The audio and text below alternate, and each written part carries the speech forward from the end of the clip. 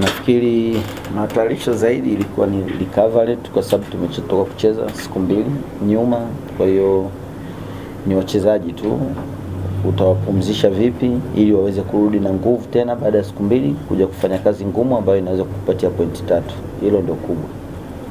Mashabiki wa Dodoma kwa kweli wamekuwa wanatusapoti sana na wanajua hii ni timu yao. Kwa hiyo nafikiri kesho ni nafasi kwao tena nyingine, maana wao ni mchezaji wa 12. Wakija pale nafikiri wanaleta hamasa nzuri na wenyewe wanaona wachezaji wao wakiwaona pale mashabiki wapo, na la mpira mashabiki wao wengi. Wakiwa mashabiki wengi hata mchezaji anacheza, hata kipindi sisi tunacheza ndio tulikuwa tunasikia la hivi. Ukiona uwanja uko full house unaona sasa hapa leo ndio inatakiwa nionyeshe vitu. Kwa sababu ili usimbwele mbele za watu. Ukimbwela watu wengi inakuwa wewe mwenyewe unajinyanyea, unaona? Lakini washabiki ni watu muhimu sana katika mpira.